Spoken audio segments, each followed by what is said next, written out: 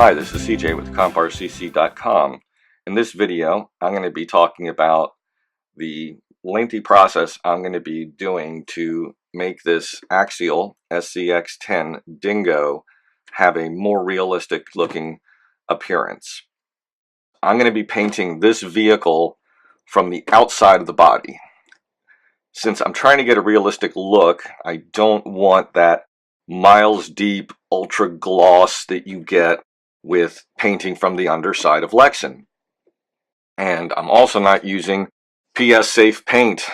I'm going to be using this Duplicolor vinyl and fabric paint, and it's desert sand color, and that's what I want for this look. I'm kind of going for a safari dingo kind of style, so I don't want the color to be too glossy, and I wanted a color that I just can't get in a PS paint. Now, I know in previous videos I have said you cannot use this stuff on Lexan. It attacks the plastic, and that's true, it does, but you can spray this on top of a coat of PS paint, or preferably a couple of nice thick coats that you've allowed to cure. Now, this is going to sound a little weird. Since I want to paint the outside of the body first, I'm going to paint the inside of the body. I'm going to give this a coat of bright silver, which, as you know from my paint videos, I use bright silver, as do a lot of other people, to back any light colors before laying darker colors on top, and to back the whole car so that when light shines through the car looks evenly painted, the paint pops, it looks good. That bright silver provides a nice backing when you're laying multiple coats of color. That's not what I'm using it for here. Then, once I've done a couple of coats of silver and I've got a nice even solid coat, I'm going to paint black on the inside. Now, the reason I'm doing that, number one, since I am going to be painting the outside of the body, that body can get scratched. When you scratch the paint through on the outside of the body down to bare Lexan, you'd see through the vehicle. In this case, you're going to see silver. And that's going to make it look like when you've scratched the body that you've scratched the paint down to bare metal. In fact, I may even scratch up the body in certain areas to expose that metal to provide a kind of scale feel and add a little more realism to the kit to give it a little bit of a weathered and used look. So if I'm doing that, why the black? The black is so that when I'm filming this or taking photos of this, that when you're shooting from the side and the camera can see through the vehicle between tires and fenders, you don't want to see the body color coming through, and you don't want to see silver because that reflects light and lights up the underside of the car. It helps illuminate it. The black does the exact opposite. It creates more shadowing, it creates more depth, and since I'm also going to be cutting out this whole deck and building an interior out of polystyrene, which will also be painted black on the outside, it'll make the car look a lot more realistic. Now, back to the paint before I talk about the interior. Once I've got those inner layers done, I'm going to go ahead, I'm going to peel the overspray film, I'm going to paint the entire car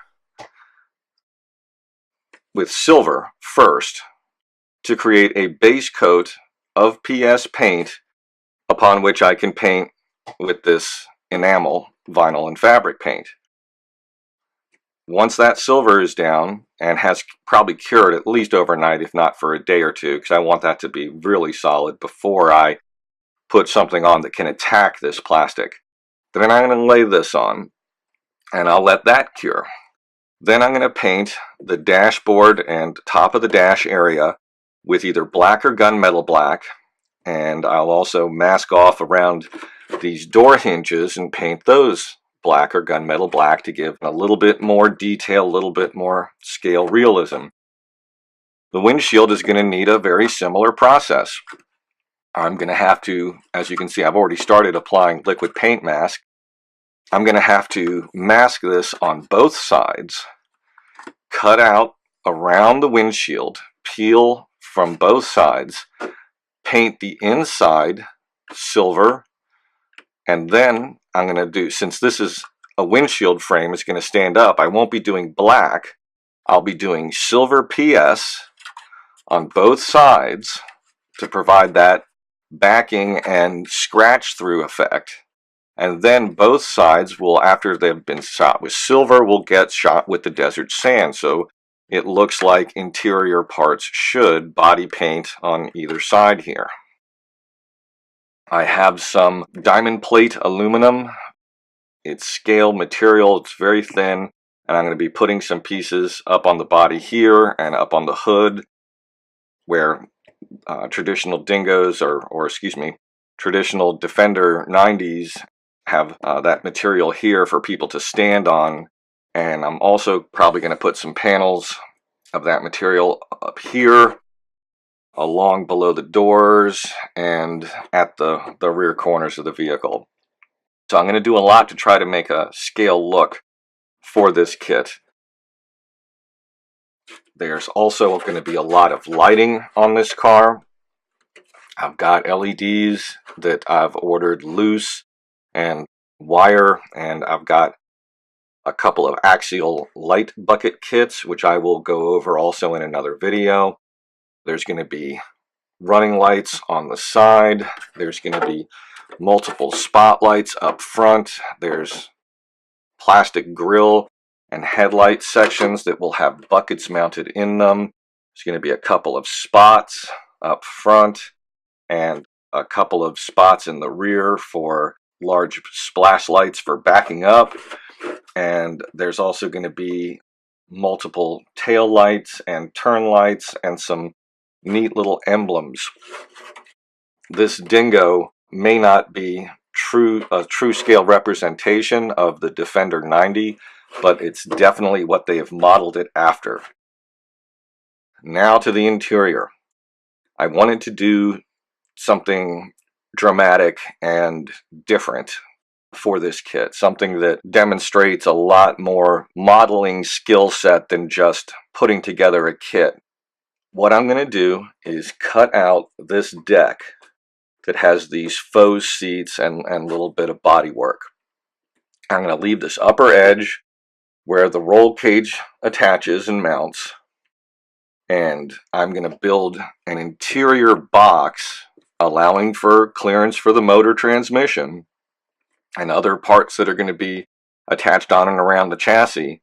And I'm going to create as much depth and make as much of a real vehicle interior as possible, with a center hump for where the transmission would be, put in some little plastic gear shifters, things of that nature.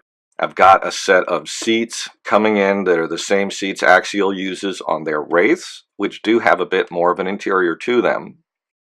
So that way I can put a full-size driver figure in here. May have to sacrifice part of the legs depending on how much space I need going forward. Another thing I'm going to be doing is doing a custom mounting system that will eliminate holes in the body for body posts, because if you're photographing a scale vehicle, the first thing that gives away scale is plastic body posts sticking to the hood. That's a dead giveaway that it's a kit. I have an article on CJatCompRCC.com about true scale. This is listed as a 1/10 scale kit, but if you read that article and you can follow the math, which is not too difficult, you'll see that this vehicle is not truly 1/10 scale. And so what you would assume would be the right size driver figure for this vehicle, and what a lot of people seem to recommend based on the assumption of 1/10 true scale, you'll find that a slightly different size driver figure is what you really want to go with, because I've noticed a lot of scale cars, especially the SCX10s and Wraiths, that have a driver figure that doesn't look quite right. I'm not going to tell you any more. Go read the article and try doing some of those calculations on your own kits. I did them for the Dingo and the Jeep kits, which are right about the same size true scale. The Honcho is a little different, and the Wraiths are going to be potentially different as well. I did not run calculations for those, so go ahead and do it yourself if you have a Wraith and you want to see what size action figure to use. This is going to require a whole series of videos on how to design and measure out to build that box, how to work with the polystyrene in the first place, and then how to make this interior, attach it to the body, painting it properly. There's a lot of work to be done here. If it comes out even half as well as I hope, it should look very scale, especially even from a short distance. This is theory at this point. It's an experiment now and in practice. I've never heard of anybody doing it this way. Not that it hasn't been done, but it's what I've thought up. I'm going to give it a try, and you're going to get to see it unfold on video. I hope you'll try some of these ideas on your own, and I hope you'll follow this video series as it progresses. There should be some very interesting modeling techniques that you're not going to find in a lot of other places. Please click like, and if you follow me on Twitter, you will have notification of my videos as they come out, as well as any articles that I post on my website.